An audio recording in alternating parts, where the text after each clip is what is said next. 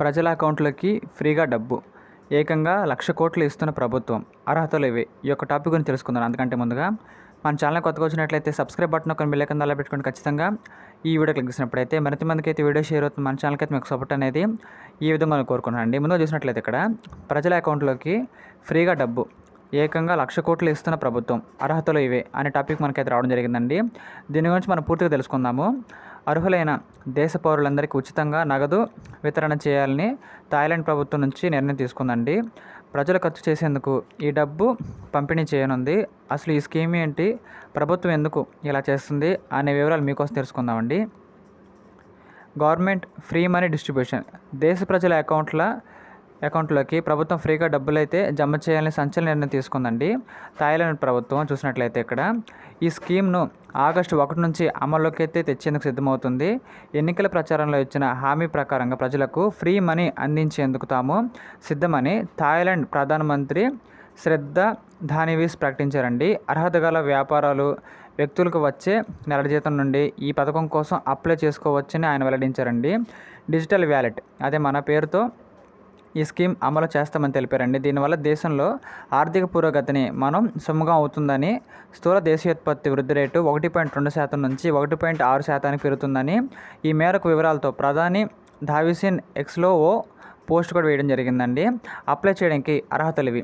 Digital wallet scheme ద్వారా దాదాపు 5 కోట్ల మందికి లబ్ధి చేకూరుతుందని థాయిలాండ్ ప్రభుత్వం అంచనా వేస్తుందండి. ఈ స్కీమ్కు 16 ఏళ్ళు పైబడిన ప్రతి ఒక్కరూ అర్హులుగా పరిగణించాలని తొలుత భావించారండి.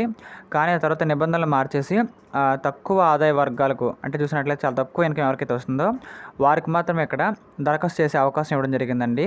19 లక్షలలోపు వార్షిక ఆదాయం, 11 లక్షలలోపు పొదుపు మొత్తాన్ని కలిగిన వారు మాత్రమే అప్లై చేయాలని ప్రభుత్వం స్పష్టం చేసిందండి. ఈ పథకానికి ఎంపికయ్యే వారి బ్యాంకు ఖాతాల్లో 23,000 అంటే 10,000 బహుతులని చెప్పుకోవచ్చండి. అదేవిధంగా చొప్పున డిజిటల్ మనీని జమ చేయనుంది. కేవలం డిజిటల్ రూపంలో అందుబాటులో ఉండే ఈ డబ్బును ఏ అంశాలపై ఖర్చు పెట్టవచ్చో తెలుసా అండి అనే పదాన్ని థాయిలాండ్ వాణిజ్య శాఖ స్పష్టమైన మార్గదర్శకాలు మనకి త్వరలో జారీ చేయనుందండి. ఈ డిజిటల్ మనీని కొన్ని వస్తువులు, సేవలు కొనుగోలుపై ఖర్చు చేయకుండా పరిమితిని విధించనున్నారండి.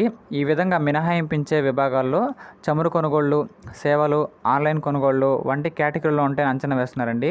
పథకం అమలు అంత ఈజీ కాదు. ఈ స్కీమ్ అమలు అంత ఈజీ కాదని విపక్షాలు, పలువురు ఆర్థిక నిపుణులు హెచ్చరిస్తున్నారండి. ఇప్పటికే ఆర్థికంగా బలహీనంగా ఉన్న థాయిలాండ్ డిజిటల్ వ్యాలెట్ స్కీమ్ దివాలా తీసే ముప్పు ఉంటుందని ఆందోళన వ్యక్తం చేస్తున్నారండి. ఈ నేపథ్యంలో థాయిలాండ్ ప్రభుత్వం అప్రమత్తమైంది. డిజిటల్ వ్యాలెట్ స్కీమ్కు State Bank for Agriculture and Agricultural Cooperation నుంచి నిధులు పొందాలని తొలుత భావించినప్పటికీ ఇప్పుడు నిర్ణయాన్ని మార్చుకుందండి. 2024-2025 దేశ బడ్జెట్ కేటాయింపుల ఈ స్కీమ్ భాగం చేయాలని అయితే నిర్ణయించుకున్నారు. కాబట్టి మనకు ఖచ్చితంగా ఈ పథకం వస్తుందండి.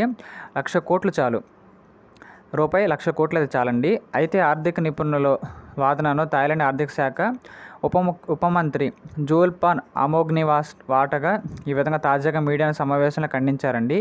డిజిటల్ వ్యాలెట్ స్కీమ్కు 1.10 లక్షల కోట్లు అవసరం అవుతాయని తొలుత భావించినప్పటికీ తాజా అంచనాల ప్రకారం కేవలం 1,00,000 కోట్లు సరిపోతాయని తెలిపించారండి. ఆ తర్వాత ఎన్నికలు హామీలను నెరవేర్చే విషయంలో తాము వెనకడుగు వేసేది లేదని స్పష్టం చేశారు. గతంలో ఈ తరహా స్కీమ్ ద్వారా లబ్ధి పొందిన వారు కూడా మళ్ళీ అప్లై చేయొచ్చని అన్నారండి. అయితే గతంలో ఈ స్కీమ్ ద్వారా మోసపూరిత లబ్ధిదారు పొందిన వారికి ఈసారి దరఖాస్తు చేసే అర్హత మాత్రం ఖచ్చితంగా ఉండదు అని మనకి స్పష్టం చేయడం జరిగింది. కాబట్టి ఈ యొక్క పథకం మనకైతే ఖచ్చితంగా అమలయ్యే అవకాశం ఉందండి. మన థాయిలాండ్లో చూసినట్లయితే ఇలాంటి మరిన్ని కరెంట్ అఫైర్స్ కోసం మన ఛానల్ని లైక్ చేయండి, షేర్ చేయండి, సబ్స్క్రైబ్ చేయండి ఖచ్చితంగా. Thank you.